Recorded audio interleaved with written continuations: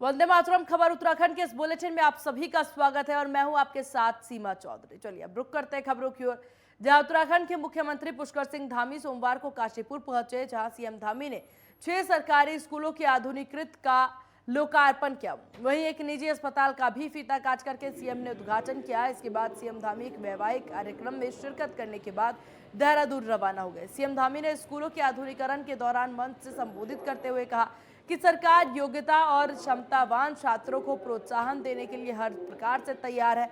उन्होंने कहा कि हमारे प्रदेश के प्रतिभाओं को पैसे के अभाव में पिछड़ने की जरूरत नहीं है। उनका पूरा खर्च सरकार अपनी ओर से करेगी और प्रतिभाओं को निखारने का काम किया जाएगा।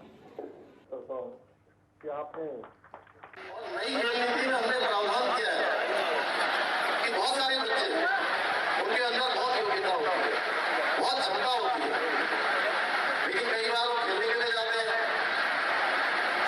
तो उनके पास किराया भी नहीं होता और वहां पे पहुंच जाते हैं तो उनके रहने के लिए इंतजाम नहीं होता।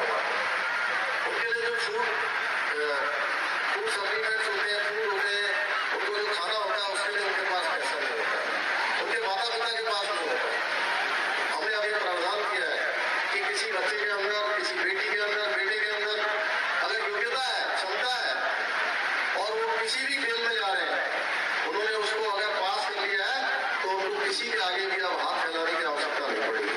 अब सारी व्यवस्था सरकार करेगी, खेलने की भी व्यवस्था करेगी, उनके जाने की भी व्यवस्था करेगी, रहने की भी व्यवस्था करेगी और पदक जीतकर जब बच्चे आएंगे तो उन बच्चों का नौकरी से संबंधित, नौकरी में रखने की व्यवस्था भी हमारी सरकार करती है।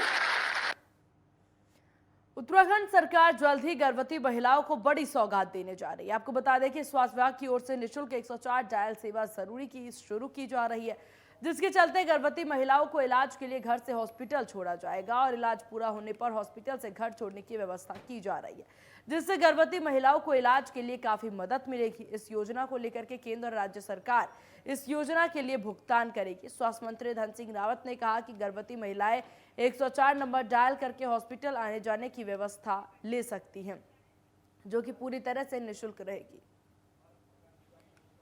हमारे उत्तराखंड में गर्भवती महिलाएं जब हॉस्पिटल जाती हैं तो उनके लिए आने जाने की बड़ी दिक्कत होती थी। अब हमारी राज्य सरकार हर गर्भवती महिला को आने का और जाने की जो है 104 नंबर दबा के वो जो है एम्बुलेंस मंगा सकते हैं और ये सारी व्यवस्था निःशुल्क रहेगी।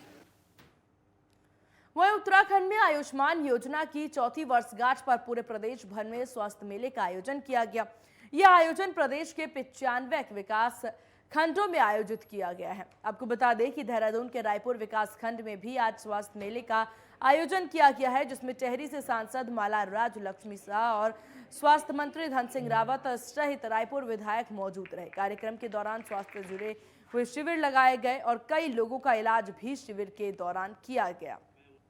स्वास्थ्य मंत्री धन सिंह रावत ने कहा कि पूरे प्रदेश भर में 115 जगहों पर स्वास्थ्य मेले लगाए गए हैं। इससे हर प्रकार की स्वास्थ्य जांच की जाएगी और आम लोगों के आयुष्मान कार्ड भी बनाए जाएंगे। पूरे उत्तराखंड में 115 जो है स्वास्थ्य मेले लगाए जा रहे हैं और इसमें हर प्रकार की जांचें होंगी। लोगों के कार्ड बनेंगे, जो आयुष्मान कार्ड हैं, गोल्डन कार्ड हैं और मुझे लगता है कि उत्तराखंड की जनता के लिए एक बड़ी राहत मिलने वाली है। उत्तराखंड में केंद्र सरकार स्वास्थ्य विभाग में कई योजनाएं चलाई जा रही है, लेकिन देखने में आता है कि केंद्र सरकार द्वारा चलाई जा रही योजनाओं को स्वास्थ्य विभाग के अधिकारी प्रदेश में सही से आगे नहीं बढ़ा पाते हैं। और इसी को लेकर के जब मंत्री धन सिंह रावत से सवाल किया गया तो उन्होंने साफ तौर पर कहा कि अब हर व्यक्ति की जिम्मेदारी तय की जाएगी। तो उत्तराखंड के देहरादून में देखिए जिस प्रकार से स्वास्थ्य व्यवस्थाओं को लेकर के और खासकर कि यही सवाल पूछे जाते थे कि केंद्र सरकार द्वारा योजनाएं तो लाई जाती है पर राज्य में और आम लोगों तक वो योजना पहुंच नहीं पाती है, जिसको लेकर के यहां स्वास्थ्य मंत्री द्वारा साफ तौर पर से कह दिया गया कि अब हर एक व्यक्ति की जिम्मेदारी तय की जाएगी ताकि आम जनता तक तमाम जो उनके लिए सुविधाएं हैं, जो योजनाएं हैं, ग्रामीणों के लिए हो या फिर शहरी क्षेत्र के लिए हो, जो योजनाएं जिनके लिए बनाई जाएगी, हर एक योजना आम जनता तक पहुंचेगी। अब इनके द्वारा ये वादे किए गए हैं, लेकिन देखने वाली बात होगी कि कितना पूरा होता है। भारतीय जनता पार्टी की सरकार और जो जनता की आकांक्षाएं हमारे प्रति हैं हर योजना का अक्षर से पालन किया जाएगा और सबकी जवाबदेही भी तय की जाएगी। और मैं कह सकता हूं कि उत्तराखंड राज्य में भारत सरकार की कोई भी योजना स्वास्थ्य और शिक्षा क्षेत्र में अगर होगी तो उसको 100% जो है ज़मीन पे लागू किया। प्रदेश में जल्द ही नई शिक्षा नीति शिक्षा विभाग लागू करने जा रही है और इसके लिए बाद उत्तराखंड देश का पहला राज्य बन जाएगा जो नई शिक्षा नीति को लागू करेगा। शिक्षा नीति को लागू किस तरह से किया जाएगा और क्या कुछ इसको लेकर के प्रदेश सरकार ने और शिक्षा विभाग ने सोच रखा है, इसको लेकर के हमारे संवाददाता ने शिक्षा मंत्री धन सिंह रावत से खास बातचीत की। प्रदेश में जल्दी नई जो एक शिक्षा नीति है वो आने जा रही है और शिक्षा नीति लागू करने वाला प्रदेश पहला राज्य बनने जा रहा है। किस तरह की शिक्षा नीति रहेगी, किस तरह से लागू करेंगे, जानने के लिए हमारे साथ शिक्षा मंत्री जी। सर, पहला राज्य बनने जा रहा है, क्या कुछ रहेगा? देखिए, जो हमारी राष्ट्रीय शिक्षा नीति है इसके लिए हर स्तर पे हम लोगों ने सुझाव ले लिए हैं। हमारा सिलेबस कैसा होगा, पाठ्यक्रमों में क्या क्या चीज़ें जोड़ी जा सकते हैं।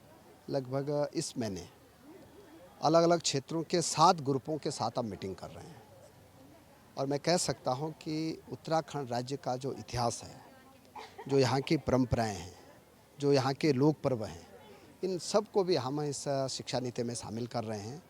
और मैं कह सकता हूं देश का पहला राज्य होगा उत्तराखंड जो कि राष्ट्रीय शिक्षा नीति को इस साल से लागू करने जा रहा है। जो हमारे प्री प्राइमरी हैं वहाँ पे बच्चों के लिए खेल से लेके वहाँ बच्चों के लिए क्या क्या अच्छा हो सकता है, इस पे आजकल पूरा अभियान चल रहा है और इस जुलाई से हम शिक्षा नीति को अपने राज्य में लागू करने जा रहे हैं। सर, जब पहाड़ों की बात करते हैं तो पहाड़ों में शिक्षा की व्यवस्था सबके सामने कैसी है वहाँ पर? क्योंकि इसमें सब कुछ है, खेल के लिए भी है, इसमें बच्चों के लिए जो बच्चा किसी क्षेत्र में अलग जाना चाहता है वो सब बातें भी रहेंगी, तो वहाँ पर तो चैलेंज हो जाएगा लागू करना। अब देखो, जब चैलेंज कोई रहता है तभी तो उसका काम करने का भी आनंद आता है। हमारे मुख्यमंत्री जी ने मुझे विभाग दिया है तो निश्चित रूप से हम इस चैलेंज को स्वीकार करते हुए और शिक्षा क्षेत्र में आपको 6 महीने में स्कूलों की दशा से लेके हर बच्चे को दरी मुक्त करके हम फर्नीचर दे रहे हैं। हर स्कूल में हम 5,000 रुपये प्राइमरी में खेल के लिए दे रहे हैं, 5,000 रुपये पुस्तकालय के लिए दे रहे हैं और जो हमारे उच्चतर माध्यमिक विद्यालय हैं 10-10 हज़ार रुपये वहाँ दे रहे हैं। जो हमारे हाई स्कूल हैं 15-15 हज़ार रुपये वहाँ दे रहे हैं और इंटर कॉलेजों को 20-20 हज़ार रुपये खेल के लिए और पुस्तकालय के लिए दिए जाएंगे। हर बच्चे को निःशुल्क किताबें दी जाएंगे। हर बच्चे को जो है उनके कपड़ों से लेके जो उनके चरण पादुकाएँ जूते हैं वो भी निःशुल्क दिए जाएंगे। जो हमारे नेशनल हाईवे पे जो काम करते हैं मजदूर लोग, उनके बच्चों के लिए भी पढ़ाई के लिए व्यवस्था की जा रही है।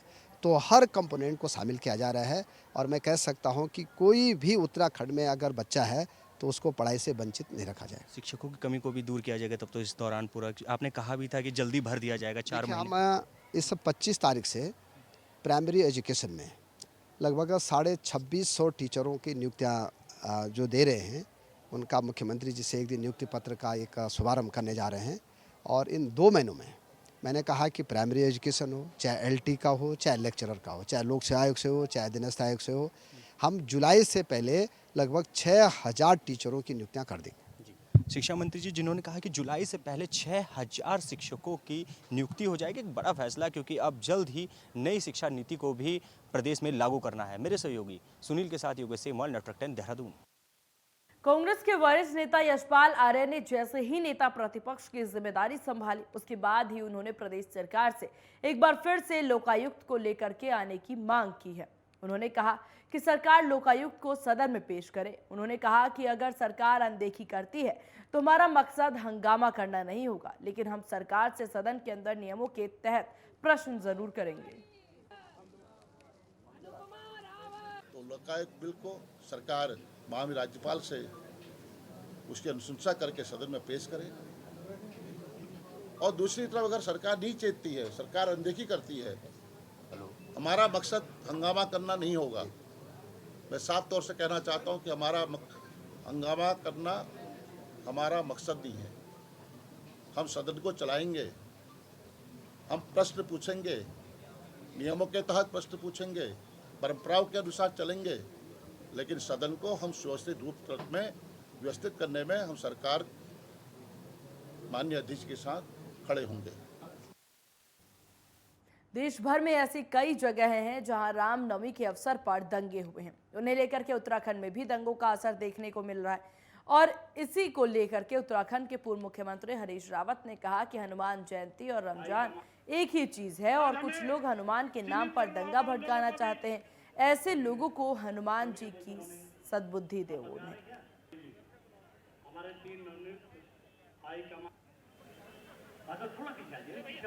तो सबके हैं उसी तरीके से रमजान एक व्रत का इबादतों का महीना है। सब लोग इस महीने की भी प्रतीक्षा करते हैं और बल्कि ऐसे में माना जाता है जो रोज़ादार है उसको इफ्तार करवाना अपने आप में बड़ा पुण्य माना जाता है। और हाँ, लेकिन अब कुछ ताकतें हैं जो इन माहौल को बिगाड़ने की कोशिश कर रही है। हमारे भगवान से, परमपिता परमेश्वर से और हनुमान जी से प्रार्थना है, वो तो सबके हैं। हनुमान जी जो है वो जो है सबको ऐसी ताकतों को बांधेंगे और कहेंगे नहीं, कुछ नहीं करना है, मेरे नाम पर सब एक रहेंगे, एकजुट रहेंगे, एक भारत रहेगा। उत्तराखंड के कैबिनेट मंत्री सतपाल महाराज ने सोमवार को अपने म्युनिसिपल रोड पर मौजूद आवास पर उत्तराखंड की प्रसिद्ध गायिका बीना भूरा की तरफ से गाए गए गढ़वाली गीत चंदना का विमोचन किया है। उन्होंने वीडियो के निर्माण से संबंधित सभी लोगों को इसके लिए शुभकामनाएं देते हुए कहा कि वे इसी प्रकार गीतों का फिल्मांकन और प्रस्तुतिकरण कर देश विदेश में देवभूमि की संस्कृति और कला का लगातार प्रचार प्रसार करते रहे।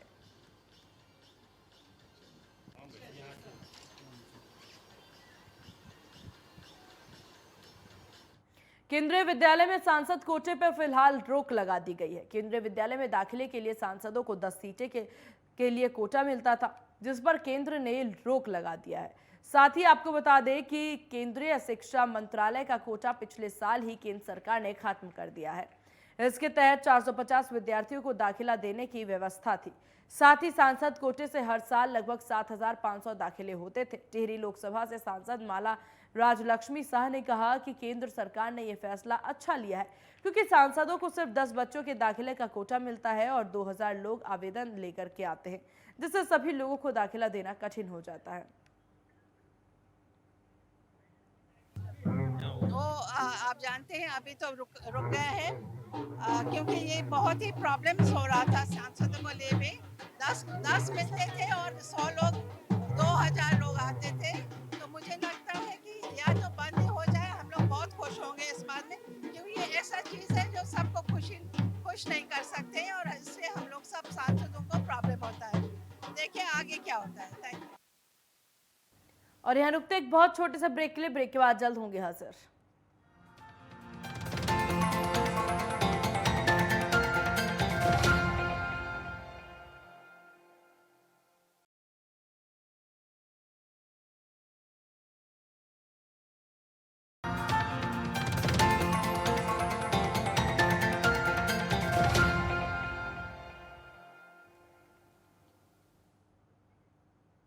ब्रेक के बाद एक बार फिर स्वागत है आप सभी का। चलिए रुक करते हैं खबरों की ओर, जहां पर्वतराज हिमालय की गोद में बसे भगवान केदारनाथ आगामी यात्रा का आगाज 1 मई को शीतकालीन गद्दी स्थल ओमकारेश्वर मंदिर में केदारपुरी के क्षेत्र रक्षक भैरव पूजन के साथ होगा। भैरवनाथ को केदारपुरी का क्षेत्र रक्षक माना जाता है। लोक मान्यताओं के अनुसार 1 मई को भैरव पूजन के बाद भैरवनाथ ऊखीमठ के केदारपुरी के लिए रवाना होंगे और आगामी यात्रा सीजन में केदारपुरी में तपस्यारत रहेंगे। 2 मई को भगवान केदारनाथ की पंचमुखी चल विग्रह उत्सव जोली ऊखीमठ से धाम के लिए रवाना होगी। प्रथम रात्रि प्रवास के लिए विश्वनाथ मंदिर गुप्तकाशी पहुंचेगी। भगवान केदारनाथ की पंचमुखी चल विग्रह उत्सव जोली विभिन्न यात्रा पड़ावों पर भक्तों को आशीष देते हुए 5 मई को केदारनाथ धाम पहुंचेगी और 6 मई को प्रातः 6:25 पर भगवान केदारनाथ के कपाट ग्रीष्मकाल के लिए खोल दिए जाएंगे।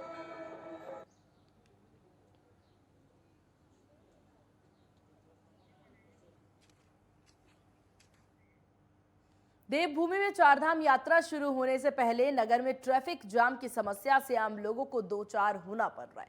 यूं ही अगर यात्रा के समय में स्थिति रही तो बद्रीनाथ और हेमकुंड आने वाले तीर्थ यात्रियों को भी घंटों जाम का सामना करना पड़ सकता है। बता दें कि जोशीमठ नगर में वाहनों की लंबी कतारें लगने से आम लोगों को पैदल भी आवाजाही करने में भारी दिक्कतों का सामना करना पड़ रहा है।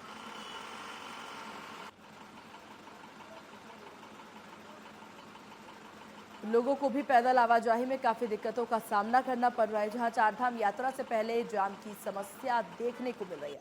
आप तस्वीरों में भी देख सकते हैं किस प्रकार से ये गाड़ियों की लंबी कतारें देखने को मिल रही है।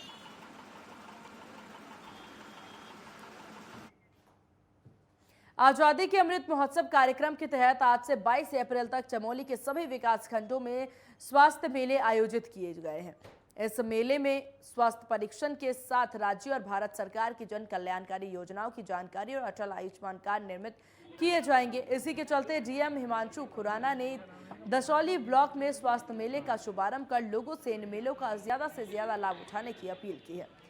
जिलाधिकारी ने फील्ड के अधिकारियों को निर्देशित भी किया है कि स्वास्थ्य मेले को सफल बनाने के लिए व्यापक प्रचार प्रसार किया जाए। निश्चित रूप से जो अपने भारत सरकार और उत्तराखंड सरकार के जो एक जन कल्याणकारी नीति के तहत यहाँ पर अटल आयुष्मान कार्ड बनाने से लेकर के और स्वास्थ्य मेला का जिस प्रकार से अपने दूरस्थ जनपद चमोली के गोपीश्वर के इस पुलिस ग्राउंड में इस मेले का आयोजन किया गया, तो निश्चित रूप से इससे हमारे तमाम गांव गरीब के सारे परिवार सारे सदस्य इससे लाभान्वित होंगे। और जो जिस प्रकार से यहाँ पर एक दूरस्थ जनपद होने के साथ साथ अपने स्वास्थ्य लाभ की बहुत सारी दिक्कतें होती हैं, तो उसके तहत जो अटल आयुष्मान कार्ड की जो व्यवस्था यहाँ पर सरकार के द्वारा की जा रही है। स्वास्थ्य मेला हमारे जो है इस कार्यक्रम में हमने सभी ब्लॉकों को कवर किया। पूरे ज़िले में हमारे 9 के 9 ब्लॉक इसमें कवर हैं और 6 दिन का हमारा ये कार्यक्रम है। इसमें हम प्रत्येक ब्लॉक में जाके आज हमारा यहाँ पे है, कल हमारा जोशपुर में होगा, घाट में होगा। इस तरह से हमारा मेन उद्देश्य इसमें सबसे पहला उद्देश्य है कि प्रधानमंत्री आयुष्मान कार्ड सबका बने। एक इसमें यूनिक आईडी बनेगी जिसमें जो है मरीज की जानकारी होगी सारी बीमारियों की, जो उसको पुरानी बीमारियां हुई है, कोई हुई है, कभी मरीज आता है जो है हमें कागज़ नहीं लाया, वो नहीं लाया, तो उसकी ज़रूरत नहीं पड़ेगी। डॉक्टर के पास सारी इन्फॉर्मेशन आ जाएगी, उसको क्या बीमारी थी, उसने क्या ट्रीटमेंट लिया, क्या क्या उसने जांच कराई, सब उसमें फिक्स हो जाएगा। यहाँ पे आयुष्मान कार्ड बनाए जा रहे हैं और इसके साथ साथ यहाँ पे आभा कार्ड बनाया जा रहा है। और आभा कार्ड के लिए यहाँ पे आधार कार्ड और आधार कार्ड की ज़रूरत है और साथ में नंबर भी होना चाहिए। और आयुष्मान कार्ड के लिए हमें जो लाभार्थियों को इस योजना के तहत राशन कार्ड की ज़रूरत पड़ेगी और आधार कार्ड की। और काफ़ी संख्या में आज यहाँ पे आयुष्मान कैंप का मेला भी लगा है और दूर दराज से भी यहाँ पे लोग आए हैं और काफ़ी कार्ड बन चुके हैं यहाँ पे। वहीं हनुमान जयंती के दिन हरिद्वार के भगवानपुर के ग्राम डाडा जलालपुर में शोभा यात्रा पर पथराव किया गया था। इसको लेकर के रोशनाबाद स्थित कलेक्ट्रेट कार्यालय में जिलाधिकारी विनय शंकर पांडे ने कहा कि मामला संज्ञान में आया हुआ है। इस मामले को लेकर के घटनास्थल पर मुआयना भी किया गया है। जिलाधिकारी ने बताया कि अभी सिर्फ एक पक्ष की ओर से तहरीर दी गई है, दूसरे पक्ष की ओर से अभी तक किसी भी प्रकार की कोई तहरीर नहीं दी गई है। आगे उन्होंने कहा कि उक्त मामले में एसएसपी हरिद्वार से भी बात की गई है। जी, जो घटना 2 दिन पूर्व हुई थी बहुत ही दुर्भाग्यपूर्ण घटना थी और इसमें जो रात में जो घटना हुई तो हम लोग भी मौके पर पहुंचे थे और फिर लोगों को समझा बुझा कर माहौल को शांत किया गया। आज के समय में स्थिति पूरी तरह से नियंत्रण में है। अभी ये तथ्य आपने संज्ञान में लाया है कि कड़े पक्षीय कार्रवाई हुई है, तो इसमें मेरा अनुरोध ये है कि इसमें जो भी दूसरा प्रभावित पक्ष है उसको अपनी रिटर्न में तहरीर देनी चाहिए पुलिस को। वहीं हरिद्वार के ज्वालापुर शहर व्यापार मंडल ने अघोषित बिजली कटौती के विरोध में विद्युत विभाग के खिलाफ नारेबाजी करते हुए प्रदर्शन किया। बता दें कि हरिद्वार के कई इलाकों में बिजली की कटौती की जा रही है, जिसके चलते व्यापारियों में काफी रोष है। वहीं व्यापारियों का कहना है कि प्रत्येक व्यापारी पिछले 2 साल से कोरोना महामारी के चलते बहुत बड़ी आर्थिक मंदी के दौर से गुजर रहा है। पूरे 2 साल बाद अब व्यापार थोड़ा पटरी पर आना शुरू हुआ है, लेकिन अब पिछले 2 से 3 महीने से निरंतर अघोषित बिजली की कटौती चल रही है, जिससे व्यापारी वर्ग हो या नौकरी पेशा वर्ग हो, सभी को बहुत परेशानी का सामना करना पड़ रहा है।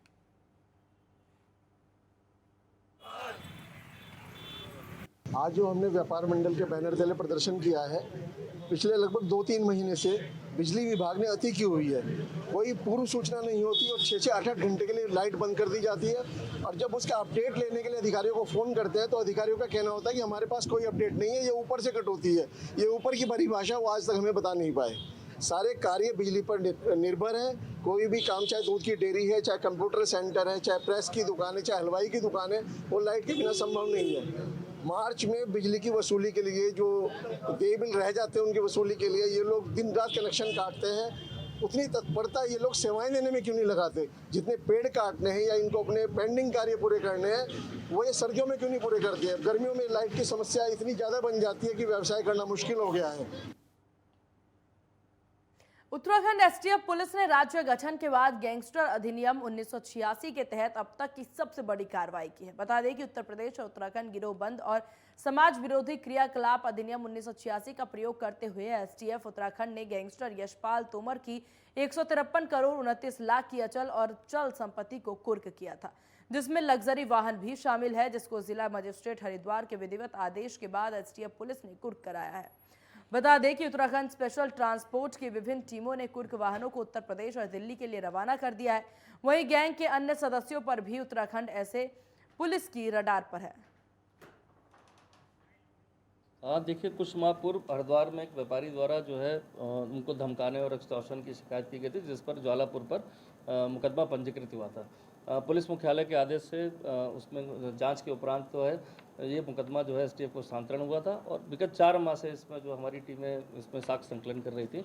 इन साक्ष्यों के आधार पर कुछ वादी इसमें और पीड़ित मिले थे, जिसमें विभिन्न स्थानों पर, चाहे हरिद्वार में भी एक केस लिखा गया और मेरठ में भी मेरठ पुलिस द्वारा भी इसमें केस रजिस्टर्ड किए गए। साथ ही साथ उस महिला की भी तलाश है जो विभिन्न नामों से उत्तराखंड और अन्य जगहों पर भी मुकदमे लिखाए हैं। और बड़ी दिलचस्प बात ये रही कि उस मुकदमे लिखने के बाद वो महिला किसी भी इन्वेस्टिगेशन में मिली नहीं, उसका एड्रेस गलत पाया गया।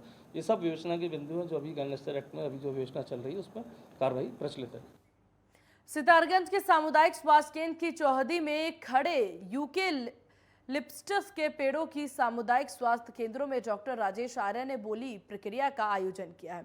बोली लगाने के लिए स्थानीय लकड़ी कारोबारियों के अलावा अलग अलग शहरों से भी लगभग 100 लोग आए हैं। पेड़ों की बोली 1 लाख से शुरू की गई, जिसमें कि 20 पेड़ यूके लिप्टस के थे। बोली 1 लाख से शुरू होते हुए 6 लाख रुपए तक पहुंची और अंतिम बोली रामपुर के शोएब एंड कंपनी के नाम पर रही। स्वास्थ्य केंद्र सितारगंज में यूकेलिप्टस के 20 पेड़ उनकी नीलामी की गई और नियमानुसार हमने 2 समाचार पत्रों में इसकी सूचना 9 अप्रैल को प्रकाशित करवाई। उसी क्रम में विभिन्न क्षेत्रों से हमारे पास बोली बोलने वाले आए और नियमानुसार उन्होंने इसमें भाग लिया। 18% जीएसटी उनको दे करनी थी। साथ ही साथ जो अंतिम बोली हमारी छूटी है वो 6,01,000 रुपये छूटी है, प्लस 18% जीएसटी। साथ ही साथ ये भी कहा गया है कि कटान के दौरान अगर कोई टूट फूट होती है तो उसका जो चार्ज है या जो उसकी रिपेयरिंग है वो भी उन्हीं को करानी पड़ेगी और 25% उसका आज ही उनको जमा करना पड़ेगा। तो इस प्रकार से सारी नियम और शर्तों के साथ इन यूकेलिप्टस की पेड़ों की नीलामी की गई है। चूँकि ये सारा निर्णय जनहित में लिया गया है, हमारा जो सामुदायिक स्वास्थ्य केंद्र है इस समय निर्माणाधीन है और निकट भविष्य में कहीं कोई अप्रिय घटना ना हो जाए उसको ध्यान में रखते हुए इन पेड़ों की नीलामी करवाना नितांत आवश्यक था। उधम सिंह नगर के रुद्रपुर स्थित थाना ट्रांजिट कैंप में अलग अलग लोगों ने इन्वर्टर और बैटरी चोरी के मामले में शिकायत दर्ज कराई। शिकायत के बाद पुलिस मामले की जांच में जुट गई है, जिसके बाद मुखबिर की सूचना पर शिवनगर तिराहे से 2 अभियुक्तों को पुलिस ने धर दबोच लिया। पुलिस ने आरोपी से पूछताछ के बाद उसकी निशानदेही पर 4 बैटरियां और 1 इन्वर्टर बरामद किया है। पुलिस ने दोनों आरोपियों को गिरफ्तार करने के बाद न्यायालय में पेश किया है। कैंप थाना क्षेत्र में विगत कुछ दिनों से बंद मकानों में इन्वर्टर की बैटरियां चोरी हो रही थी। इसी संबंध में हमारे वहाँ 2 अभियोग पंजीकृत थे। इसमें इंस्पेक्टर सुंदरम शर्मा जी के नेतृत्व में एक टीम बनाई गई थी। इस टीम ने एक व्यक्ति को सीसीटीवी कैमरे के माध्यम से आइडेंटिफाई किया और उसकी निशानदेही पे 5 कुल बैटरियां हमने रिकवर की है। दोनों अभियुक्तों को हमने गिरफ्तार किया है। इनके नाम ढाकन और सर्वेश है। इन्हीं खबरों के साथ खबर उत्तराखंड के इस बुलेटिन में बस इतना ही। बने रहिए नेटवर्क 10 के साथ। जय हिंद।